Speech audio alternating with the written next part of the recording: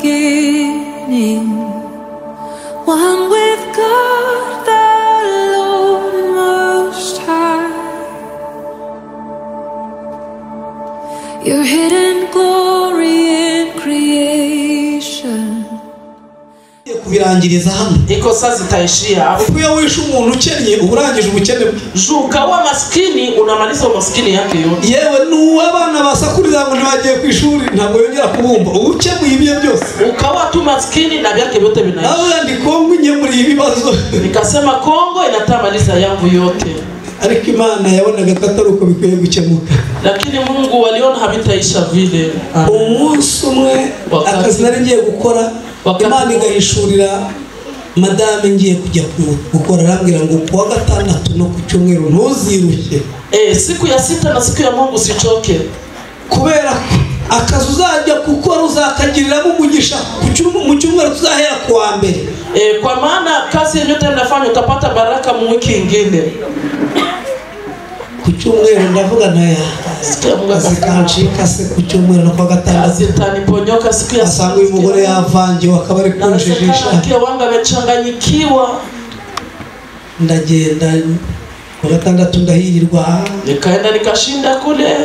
Ku cyumweru reka siku ya Mungu sikupata hata iyo minsi yose nyura umunyu. Zile siku zote nikarudia na chumvi. Kurudia bule. Umerudia na bule. Karudia mikono mitupu. Kinyarwanda wakakwambia wachuye munyu, yani umekuja na mikono mitupu. Yes, akarudia bure, akurudia na kitu. Kuwa mbere mu gitondo ndazinduka. Siku ya kwanza asubuhi akanamkia. Saa 4 za manywa. Saa 4 ya mchana. Isaha Imana yari. Haleluya. Yesu ndiyo hakuna Mungu kama wewe. Asante sana. Natungurwa mbone Imana. Mungu akanifanyia surprise nikamuona. Pesa nako mbele. Sisi navala vest ya pesa napendeza.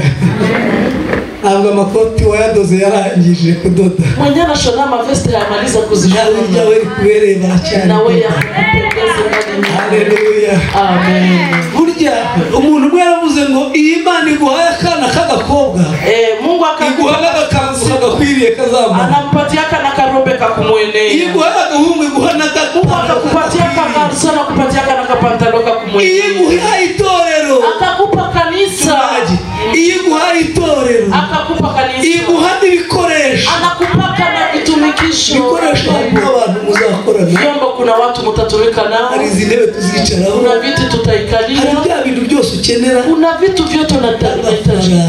Hata na pesa. Amen. Amen. Kubera ko ifeza zikemura ibibazo uhereye kwa maana feza na mali zake kuanzia kale. Dawidi ajya gutegura kubaka inzu ya Yerusalemu. Daudi kutabwa yiteguje kwizera gusa. Hakuitayarisha na imani. Yateguye amafaranga akora budget. Yarisha pesa. Arawa inzu y'Uwiteka aho nzubakira izina ry'Uwiteka hazabahubakira na Mungu. Agura ibiti by'imyerezi, agura imiberoshi, agura amabuye, agura za SP, agura amazahabu, ibintu byose arabitunganya. N'agafaranga kasohokaga. Pesa ndio alikuwa anatoa. Yesu ashimwe. Amen. Niyo mpamvu iri jambo ryavuze ngo uzane ibyo kurya mu nzu y'Imana kugira ngo bibe mu nyumba ya Mungu kusema vishi. Amen. Amen. Nuko ibyo byose bigomba gukorwa n'akantu.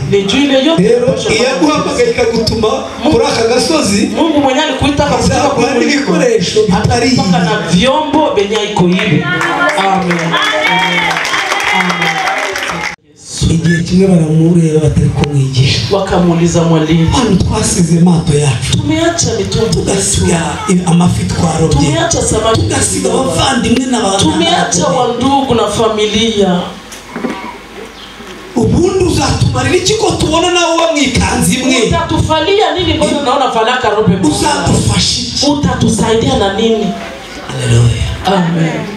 Yesu arabitegereza. Yesu akawatizama. Uriya mugabo ndamukunda. Ule mwanaume nampendaka. Ajya avuga neza bikaruhura umutima. Anasemaka vizuri inapomuzisha roho. Arababwira ngo basize byose. Akawaambia mukaacha wale walioacha vyote wakanifata. Ngo makiri mwisi. Wakati wangali mudunia. Ngo byo mwasize nzabikubira inshuro ijana. Yenyewe mumeacha nikamitulia mara elfu. Aranje no kandi hirya y'ibyo. ngo nzabaha n'ubugingo buhoraho. Amen. Shabile nitabapa ubuzima wa milele. Arongera avuga ati kandi ntimuzongera kuroba amafi. Na hamutaloba samaki. Ahubwo nzabagira abarobyi b'abantu. Nitawafanya watu ya kuloba watu. Haleluya. Amen. Ubu rero namwe mwaje mu rucundura rwa Petero na Yohana na Yakobo. Namwe muri mu rucundura rwa Yohana na Petero na Yakobo. Muko ndani ya nyavu. Wakati alitupa nyavu ile siku alivua masamaki. Lakini leo tunavua watu. Tunaroba bantu. Haleluya. Amen. Imani z'ubwenge kandi niyo nyiri ubwenge. Mungu ni mwenye akili na enzo akili. Haleluya. Amen. Mungu. Msemaji wa Kiswahili nasema mzuri sana. Mvuzi wa Kiswahili anasema ni Mungu anavao ni Imana, muumba wa mbingu na ardhi na vilivyomo na vilivyoko.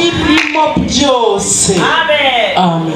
Yani yeye ni tajiri kushinda watajiri ambao mmewajua wote. Mungu utawakuku bose. Haleluya. Amen. Na mkono wake mrefu sana. Unataka ni kugari cyane. Anaweza kukuvuta mahali pote unapokuwa. Yesu ashimwe. Amen. Rero utavuga ngo ngiye mwene kamakase wewe kamia wa fulani kujutapfuye sukira urusoro bwawe ufaka rogani wa kinyoma icyatunyubaho Kenya kilitumo naishi kwari kugira ngo wumve ibi ilikuwa kusema sikia hii numara kubyumva kisha ukasikia uhindura uburyo badilisha wewe igira icyerekezo gisha ugenda nawe mu buryo bushya agukorera ibishya utigeze kumenya. Amen. Amen. Amen. Hacho tuzaba dufite Imana. Hatutakufa kitu. Haleluya. Amen. Ijambo ryaranejeje muri mu gitabo cya Yakobo. Neno imenifurahisha mu gitabo ndetse no mu Baheburayo. Na Waheburayo. Niyo bavuga ngo ngo umukiranutsi yarakwiye gutura mu isi. Mwenye haki hange kupashwa kuishi mu. Wari kucyatumye atura mu isi. Lakini kile kilituma anaishi mu dunia. Kwari kugira ngo banze aneshe. Ilikuwa nataka ashinde kwanza dunia. Unarangiza zahabwa ikamba ry'uti by'abamarayika. Kisha pewe taji kushinda ya wamalaika. Amen. Amen. Rero nuhindura uburyo ukagendana nabo neza. Abamarayika n'abaservitere bawe. Wamalaika ni waservitere yako. Na abantu utuma bakagenda. Ni batu unatumaka banaenda. Kubera ko ibigeze bageragezwa kwa kuwa hawaku nta zindi promotion bategereje. Hakuna ingine promotion. Ariko wowe kubera kuba mwisi lakini waje ukarwana n'umubiri ukarwana n'isi ukarwana na satani unapigana na shetani. Ibyo byose nibikwambika makamba. Ile yote ni ya kukuvika mataji. Amen. Amen. Nugera rero umaze kwambara magrade yawe. Amen. Malaika azabasabwa kugutera saluti. Malaika atakuwa nakupigia saluti. Yesu nashimwe. Amen. Kandi uzamubwira ngo nzandira kiriya yihuta. Na utamwambia niletee hiki atembee mbio. Amen. Tukabagaciro maso y'Imana. Tuko batu ya samani ku macho ya Mungu. Reka mvuge kuri iri jambo. Acha niseme kwa ine. Ryo mu gitabo cya Yeremiya 15:15. Yeremiya 15:15. Aravuga ngo wayi Uwiteka we. Ngo ni wowe wizi ngo unyibuke kandi usure. Haleluya. Nta muntu wamenye ibyiwawe. Kuna mwenye anaweza jua bya kwako. Ndagira ngo mbabwire umuntu abantu bamenyana cyane n'umugore n'umugabo. Ariko hari ibintu byawe mu mutima umugabo atazi n'umugore atazi na mke wako hajue. Ariko ijambo riravuga ngo Uwiteka we. Ni wowe ubizi. Mungu wetu unyibuke kandi usure na unitembelee. Haleluya. Amen. Yesu nagusura uyu mugoroba. Yesu akakutembelea magharibi ya leo. Ari kugusiga uko yagusanze. Hata kuacha jinsi ulikuwa. Yesu nagusura muri aya masaha. Akakutembelea sasa. Muri mutahuko waje. Hautarudia vile ulikuwa. Yesu nagusura mu kazi kawe. Ntabwo azagasiga uko yagasanze. Yesu nagusura mu muhamagaro cyangwa mu mpano. Ntabwo azagusiga uko yagusanze. Oya. Hapana. Nagusura akikutembelea. Amen. Amen. Iri jambo niryo rya mbere nahereyeho mbwiriza ubutumwa bwiza. Hii ndio neno la kwanza nilianzia ngira ku gatuti bwa mbere wakati nilianza ingia kwa madhabahu mara kwanza. Maze iminsi 21 kisha kumaliza siku 21 mu masengesho yo kutarya no kutanywa. Maombi ya kutokula na kunywa. Narahombanye. nilikuwa nimepondekana. Kandi ayo masengesho ntabwo ari yandi tunywaga koma ni mugoroba. Ile maombi yari amasengesho yo kwiyahura ku Mana. Ilikuwa maombi ya kujiua. Mvuye mu nzu muri geto yanjye, natoka mu nyumba kwangu, njya mu buvumo ahantu witwa Karama, nikaenda fasi, ndayibwira ngo ahangaha urambwira ibintu bibiri. Nikamwambia Mungu hapo ndaniambia vitu bibiri. Mungu kuno umuntu asara ari mu mwuka, sikia jinsi zikava abantu bakajya bagira ngo bagendana n'umuntu. Jewe nari umusiramu nitwa Ngarambe Isa. Mimi nilikuwa Muislamu jina langu Ngarambe Isa. Maze kuva muri Islamu, kisha kutoka mu Islamu, mbwira Imana ngo ndashaka ko unsobanura ibintu bibiri. Nikaambia Mungu nataka niba koko kuva muri Islamu nkagukurikira ari sawa. Kama kutoka mu Islamu ni kukufuata ni sawa. Bimbwire. Uniambie. Menye ko nanditse mu gitabo cy'ubuzima. Nijua kama mimi naandikiwa mu kitabu cha uzima. Niba kandi atari ko bimeze, na kama haiko vile, nabyo bimbwira nisubirire ku pilau yangu. Pia nishurudilie ku pilau yangu. Nicho chifuzo cyanjanye gusenga iminsi 20. Ile ni hitaji linibaba kuomba siku 21. Ibyo Imana biratangaje. Bya Mungu binashangaza. Narasenze umunsi wa mbere irachoka, siku ya kwanza Mungu akanyamaza. Cyumweru kirashira ikapita Mungu akanyamaza. Icya kabiri kiragera irachoka. Pili Mungu akanyamaza. Kandi ubwo imbaraga z'umubiri nazo zaragiye singishoboye kwivanaho. Za mwili zimeisha.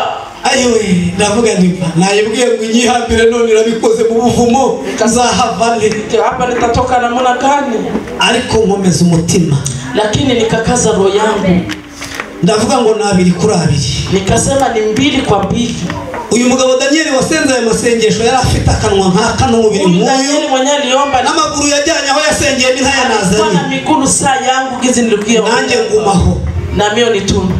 Ndakomeza mbwira Imana mu kuka gace ka nyuma, nikaendelea kayibwira Imana nanditse mu gitabo Mungu, mimi naandikiwa mu gitabo cha uzima, cyangwa naje gutera waza, wala nilikia juu nikuye. Mu gihe ngibaza gutyo, wakati nilikuwa najiuliza mu cyumweru cya gatatu ku munsi wacyo wa 4, wiki ya 3 ku siku ya 4, numva ubuvumo burabyinnye ngira ngo irabuteguye irashinguye, nikasikia mwili anacheza. Ngiye kubona mbona imbere yanjye hahagaze ingwe, mbele yangu kulikuwa nasimama ingwe, nyitegereje ubwoba buraza, wakati niliona chui ariko ninyagambe mbona mbaraga mfite zo kwiruka, sana nilishitingiza nikasikia sina navuga ndi ndahama hamwe, nikasema nitabaki fasi moja, amaso ubundi ndasenga, nikafunga macho nikaomba, ndimo gusenga nuzura umwuka wera, wakati nilikuwa naomba nikajaro nditagadura muri icyo cyumba cy'ubuvumo, nikiingiza mwile lishimo, ingwe uko yagiye nanjye ntabyo nzi, chui gizi iliendaka sikujuaka. Funguye amaso nsanze dahari ndongera kujya mu mwuka ndashima. Wakati nilifungua macho nikakutemenda nikaingia kirumba muri ubwo buzima bwo gushima ya minsi 3 yari isigaye irangira gishima, shukuru ikaisha, siku 3 zikaisha niko na shukuru. Maze gushima Imana, kisha kushukuru Mungu. Imana n'umukozi w'umuhanga, usanga ndi mu kazi gakinzo kanini, nikaona nyoka kababi na nizunguka, ndi mu kazi kameze gutya, niko mu circle ya nyoka, nayireba nkabona umutwe n'umurizo byahuriye hafi yaho ndeba, naona mkia na kichwa vinakutalia kwenye nilikuwa naona, ariko namaze kumenya ibanga, nilikuwa nimefunuliwa siri, namaze kumenya ko kubyima amaso ngasenga ari wo muti, nilikuwa ndongera mfunga amaso ndasenga, nikafunga macho nikaomba, nuzura umwuka wera, nikajaa Roho Mtakatifu, nsohoka mu buvumo, nikatoka ndani ya ile mukuru wanjye yari umusirikare yari umusirikare wa military police, mkuu wangu alikuwa soda, ndamanuka n'igikote cyabaye inombe, nikashuka nanjye urumva umuntu maze iminsi 21 ndakaraba, siku za pata nilikuwa buchako kosohoka mvuga mu ndimi ndacaho, natoka niko nanena ku kiti cy'inyoni mbacaho meze nk'umusazi, abwira abahungu babiri ati nimukurikire, akambia vile cyane kurikira uyu muhungu mureba aho ajya ko uyu ni murumuna wanjye ariko yasaze, mumufuate muone kwenye ko naenda kwa maana amepanda wazi. Haleluya, amen. Ayo makuru za yabazero bangiza za yakubwira mbacaho nitoga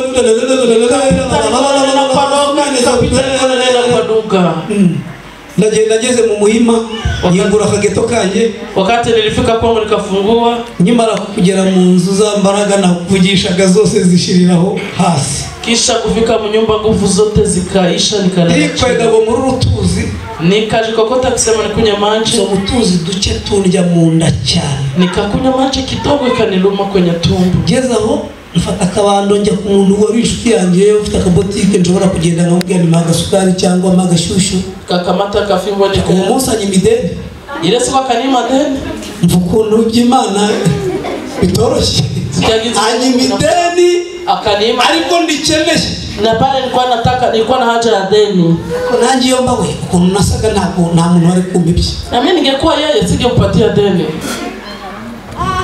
ndambwe wambabari ukamamata nikaboni bukwishyura tereka nisamehe unipe maziwa nitakulipa hambe dore usigaye warasaze gusa uramo amafaranga uvanye utalipa pesa unatosha wapi ngeze nsubira mu rugo mbwira Imana numva rero singiye kwandavura nikarudia mu nyumba ya kuhemba ndemera mpe kama unalipaka hivi nitakufa agenda gubaho ubwo so umunsi wa 22 siku ya 22 kwa 23 njya kwa Jacques siku ya 23 nivuga ngo ndamuye agakoma nikasema bageze mahurira n'abashitsi b'Ibeteli muri ADPS nikakutana na wageni wa Beteli arambwira ati none urajya kwakira abashitsi urihangana twanze twakira abashitsi utajikaza tupone nanjye nihangana mu basanga nikajikaza ngeze aho mbwira Imana rero ngiye kurutanga reka nsubire wanje naenda acha nirudie kwangu ariko ndashaka kuvuga iki ukuntu yagusuye gizi Mungu akakutembelea kwa yagusanze hakuachake gizi alikukuta naho gitangira gusenga wakitangira gusenga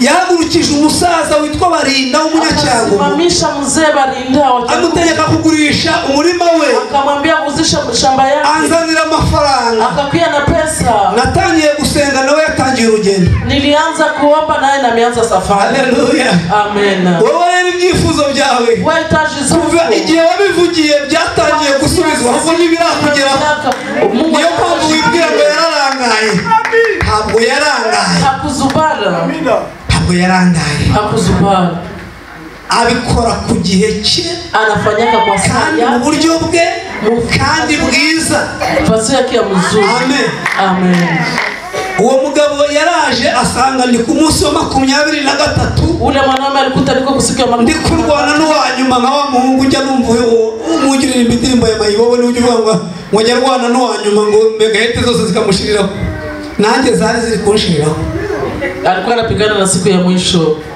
numva umuntu arakomanze mtu akagonga kwangu ngenda niyegamije igikuta nikera kisengera munebe batabona ibyabaye nikaikana mukiti arangije amereza envelope akanipa envelope irimo igitabo cy'indirimbo ilikuwa ndani kitabu ya nyimbo igitabo cy'umugenzi kitabu ya na kandi gatabo kitwa umusomyi wa Bibiliya na ingine kitabu anaita wa kusoma Biblia muri ibyo ngibyo harimo n'amafaranga muri ibyo byote mlikuwa ndani na pesa ariko ngiye ndebye nabonye ibitabo avuga suya binzaniye ngo nzabisoma ryari kubyanjye birangiriye hapo nikasema nitabisoma siku gani bwana arambwira ngo reka dusenge nigendere akasema acha tuombe niende arasenga akaomba asenze twigira mu mwuka wakati aliomba tukaingia kiroho nagarutse nsanga yagiye nilirudia nikakuta ameenda biganjyamira mu ntebe cya envelope gisunikisha ibirenge asukuma ile envelope na kiguye hasi ndabyumva ko kiguye ndahindukira ngo gikurure gikuriye byose birameneka ndebye mbona amafaranga inote zitukura zinyanyagiye hasi wakati niliona bya kuanguka nikaona franga sinakozeho na rumwe nagiye mu mwuka sikugusa hata mmoja nikaingia kiroho hapo nari nguguye nilitaka anguka abagara umwana ndamutuma ngiye gushakiraho umurira gashushu nikaita mtu aseme nitafutie maziwa gashushu gashushe nkamwesha ikiyiko kubera mashwari zari zamaze kwangira akaniletea maziwa nikaikunywa na lupao juu nilikuwa nimeharibika ndangije ayo mafaranga nishyura inzu nari zile pesa ngira amezi 5 nishyura nilikuwa na deni ya miezi 5 ngagenda ngura kenda ndambara kauza mavazi nikavaa icyo gihe ari kwa gatanu ku cyumweru njya mu iteraniro siku ya Mungu nikaingia mu kanisa nicara inyuma ngiriya nikaikala nyuma za kule icyo gihe muri iryo teraniro harimo Pastor Masumbuko mwele ibada mlikuwa pastor harimo witwa Kajabika Amoni ilikuwa Amoni harimo witwa Karasira Davide mlikuwa Davide hari n'undi mu pastor wo ku Kinamba witwa Musabwa kuko mwingine pastor bara abantu balikuwa nanjye nkunda numva ngeneye kumva nilikuwa na mapenda sana ninataka kuwasikia icyo gihe Pastor Usabwa Imana Samuel niwe wari umushumba w'itorero rya Muhima Yule Samuel ndio alikuwa mchungaji wa ile kanisa. Arangira avuga ngo dore ngumwigisha uyu munsi ntabwo ari muri twe ngo dore nguri inyuma. Akasema mwenye atatufundisha iko katikati yetu iko kule nyuma.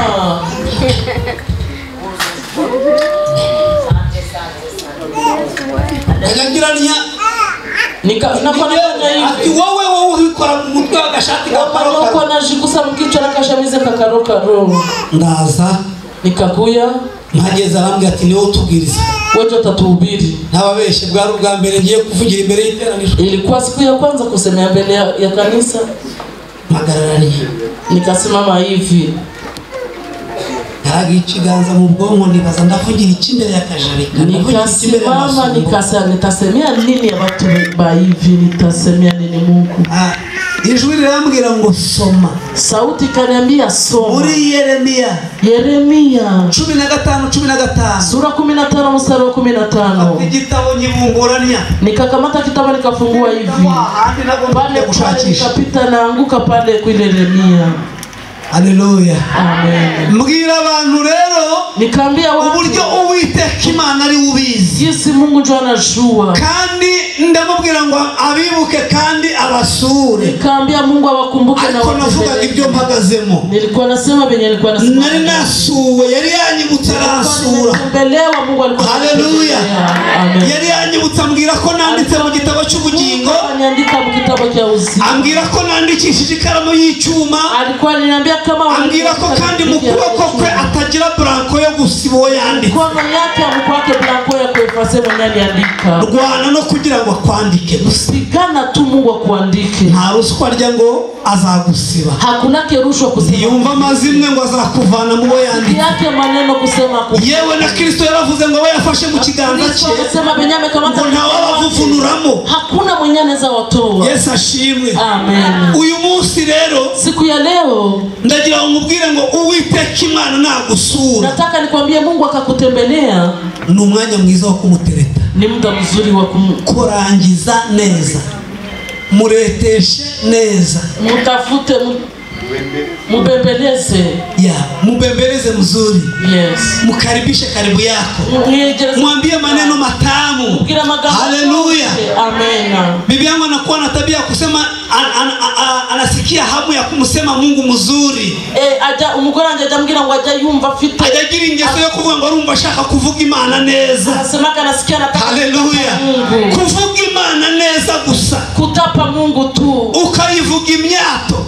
Ukayivuga ibigwi. Ukavuga uburyo warinzwe. Ukavuga uburyo yarinze kanaka. Ukavuga uburyo isoza amasezerano. Ukavuga uburyo itirinda. Ukavuga uburyo itabara. Ukavuga uburyo ibeshaho. Ikabyumva. Ibyo gusa ikabyumva. Ile tu. Amen. Amen. Ntabwo yakuvanira mwaho. Haizi kuacha vile. Amen. Yesu ashimwe. Uyu mwanya rero wicaye aho ntabwo wagize umugisha wo kuza kubwiriza nkanjye aha. Ariko ufite umugisha udasanzwe. Uko na baraka isiyo ya kawaida. Amen. Amen. Wo kutereta Imana. Ya kubembeleza Mungu. Mubembeleze wambie Mungu. Ngende umunyabyaha ariko uri Imana yera. Lakini kwa Mungu. Kandi uri umubyeyi. Na uko muzazi. Ibyaye ikibazo irakirigata niwe wambyaye. Yawojora mkuru. Nabigenje nyambigenza. Uyibwiza ukuri utayibeshye. Numara kuyibwiza ukuri utayibeshye. Iranezerwa.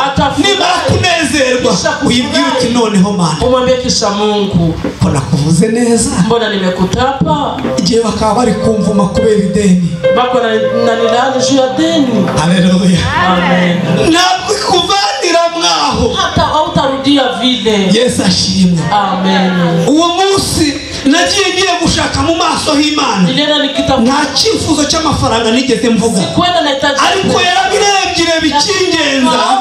Isanga nubwo nshaka gukiranuka ariko ideni ry'abandi riri kubimbuza. Itegeka abantu bafite amasambu kuyagurisha. Akambia watu beba. Iyo twavanye ibishimwa mu bigawa wakati tunatosha duhinduka nk'akanwa k'Imana. Ibintu byose turabitegeka bikumva. Kila kitu chote tunaweza kiamuru kinaitika. Bigeze bandongera umugore bali wailoga mke wangu ijwi riragenda niyongera kuvuga twaba twavuganaga nk'uko yamva iruhande gato ijwi rikagenda akitoka pembeni yangu kidogo sauti naenda nibaza ibyo bintu mu gihe nyibyibaza ijwi rirambwira ngo n'abadayimoni bashaka kumwica mutavuganye. Ni pepo zinataka kumuua bila kuongea na muyaongea. Amen. Ndamubwira ntigira hino muvana mu kazi tujya mu nzu. Nikambia tukaribia ndamusengera ndamubwira uko nzajya nsenga wowe uvuga ngo mu izina rya Yesu. Hizi ndakuwa naomba kwa nasema kwa chini. Kandi ushire mwimbaraga kugeza igihe ijwi riza gusohokera. Na utie ndani nguvu mpaka wakati sauti itatokea. Nasenga mfasha akaguru cyangwa akaboko nawe akavuga ati izina rya Yesu. Na anasema kwa jina la Yesu. Anasema kwa jina la Yesu. Biza kugera igihe biratoboka aravuga. Wakati katoboka akasema. Ndamubwira ngo ucyumva ijwi ritangiye kugenda. Duhamagara Yesu kugeza igihe ijwi ryumvikanira. Wanaita Yesu mpaka wakati sauti itarudika. Kandi kuva ngo ntarongera kubirwara. Kuanzia ile siku haya gonjoka ile magonjwa. Dufite Imana. Tuna Mungu. Yagusuye nta kimwe itagukoresha. Akakutembelea haizi kukosa. Igihe ndicaye aho mwari mwicaye igihe ndi gusenga Imana. Nayibwiye ngo Mana ngo uyu munsi umugabo twicaranye banza yanyumvise hari kuko nageze igihe mvuga cyane. Nayibwiye ngo uyu munsi unyibuke kandi usure. Ugenderere muri literaniro. Uvuga nanjye muri literaniro. Ugirire neza muri literaniro. Ugenderera abera mwisa baryoheraho. Ugirire neza iteraniro baryoheraho. Niyo magambo navuga nicaye hariya. Amen. Amen. Eshima Imana ko yanyumvise. Kama alinisikia. Amen. Amen. Uyu munsi ntabwo narindi ku rutonde rw'ababwiriza butumwa. Sikukuwa kumustari wenye watahubiri. Ariko Imana ko kwisubwenge. Lakini Mungu ni mwenye. Yumvise kwifuza kwa. Alisikia yo kubahwa. Ni Mungu wa kuheshimiwa. Ni Mungu wa kuheshimiwa. Wagize amahirwe yo kwicara rero. Umepata bahati ya kukaa aho wicaye pale kwenye unaikala. Ni mu maso y'Imana. Ni mu macho ya Mungu. Vuganira nayo aho wicaye. Ongelea na Mungu pale kwenye unaikala. Mwambie jinsi vitu viko. Uyibwira uti nyibuka kandi usure. Mwambie Mungu nitembelee. Hari ibyo tubona n'ibyo tutabona. Kuko binyato nonaka na binyato ona. Ariko yirabizi. Lakini Mungu yeye anajua. Wambaye neza nibyo. Unavana mzuri ndio. Urasa neza nk'ibigaragara. Ibyo nibyo byubahisha Imana. Ile ndio nashimisha Mungu. Haleluya. Amen. Niko ijambo ry'Imana rivuga ngo igituma ngo icyubahisha Imana ngo kugira ikinga. Kenya kinashimisha Mungu ni kuficha vitu. Uyu munsi umaze umenye yuko uyu mumama ukajua kama ejo bundi ariwe uzamusapurayinga amamodoka hano watangira kumuhakaho hakiri kare. Najikaribisha pembeni yako. Umenye yuko uri kuyasapurayinga uyu munsi ejo azaba umuntu wambaye kambambiri itobotse watangira kumutera imigeri. Unaanza kuwa na mupika vipasi. Kubera rero ko igira iby'ikinga amaso y'abantu. Ibyo nibyo biyubahisha ibyitwa Imana. Ile ndio namuheshimisha anaitwa Mungu. Amen. Amen. Watu wanaweza namukia kwako kugira ngo uzabavugire ku muhungu wawe cyangwa umukobwa wawe. Kijana yako wala siku. Ariko kubera yuko ibibahisha. Lakini Mungu anawafichaka. Kugira yo bashaka. Anakuambia bakagutwara uko bashaka. Anakubagize wanataka. Ibyo rero nibyo biyubahisha. Ile ndio namuheshimisha. Igakomeza ikabima. Anaendelea kuwa Mungu. Umenya umwamagaro wawe uzarangirira. Unajua kwenye wito wabivamo hakiri kare. Unaweza acha mbele yako. Kandi ukabivamo abakeneye gukizwa mu gihe umwamagaro utararangira. Unaviacha na kuko wanataka ukoka na wito wako yeye. Icyo gihe baba bapfuye batarakizwa. Banaweza kufa na abayo. Ariko kuko ari Imana. Lakini shuni Mungu. Ibikinga hano ntubibone. Taka nyuma na utabibona. Ibyo nibyo biyubahisha. Ile ndio namheshimisha. Haleluya. Amen. Rero nawe ikibazo cyawe nuko ushaka ngo ibyo biyubahisha ibikwereke byose. Ntabwo yabikiri Imana. Hayazi kuwa Mungu. Kadusome iryo jambo. Nisomesha. Haleluya. Amen. Imigani ibice 25. Mezali 25. Aravuga ngo ku murongo wa 2. Mstari wa 2 nasema icyubahisha Imana Kenya kinamheshimisha Mungu bikinga ibintu ni kumjua na fichaka vitu. Ariko abami lakini wafalme babayubahishwa banamheshimishaka no kugenzura na kuchunguza. Amen. Amen. Haleluya. Amen. Ngo igituma Imana yubahwa Kenya kinatumaka Mungu n'ukwikinga ibintu ni kuficha vitu. Haleluya. Amen. Iza kubwira angeambia pastor ko ahanga hari wazabira itorero pastor kwamba hapa aba yarahaje kwatura kiri mutoya ishi hapa na ariko yari mukinze anyura mu nzira tutajyanyemo niuzi nukwangana nyamara sibwo yarakivuka icyatumye rero Imana imuhisha ibyo kwari ukugira ngo atagira ishushu byo kugira icyo avugira imbere yayo igihe kitaragera. Yesu nashimwe. Rero natwe uko bimeze kose icyatumye itatubwira uko bizagenda ejo n'ejo bundi kugira ngo ikomeze yitwa Imana, kugira ngo ibyo izagukorera uzabibone n'igitangaza, numara gutangaza kisha kushangaza ushime Imana, ushukuru Mungu, uvuge ko Imana ari igitangaza, useme kwamba Mungu ni Mungu. Ariko ibikwerekeye kure, lakini akakuonesha kwa mbali, hari igihe byazakugeraho warangije gucumura. Kuna wakati vinaweza kufikia nomenda bali ya Mungu. Ese muzi impamvu Imana yavuze ngo tuzajya mu ijuru mu kanya nk'ako guhumbya? Unajua sababu ni Mungu alisemaka aseme tutaingia mbinguni. Ubundi twakabaye tugenda kwa vipenye ukazamuka wagera hejuru ugafushiramo ka pose ukareba abantu banze kumva ubutumwa bw'Ubuzima. Tungepaswa tembea tulikuwa naambia watu baya bakisikia habari nje wanaambia mwambiaka abandi bagututse bati wowe inzoga uzazigarukaho zarashizemo inziza. Bebe bari gutuka akababwira uti ko gusigaranye nazo zishaka mugiye gushana nazo shaka singiye mundeba. Mbona mnabakira zile pombe sinenga Imana rero impamvu yitwa Imana kinatumaka Mungu ibintu byose bishira mu gihe kila kitu kugira ngo umukiranutsi atiyandurisha ibyo asize inyuma ibishira mu kanya nk'ako guhumbya. Yes, mu gihe udatekereza wakati yenyewe uko na waziri uzaba utakibabona. utakuwa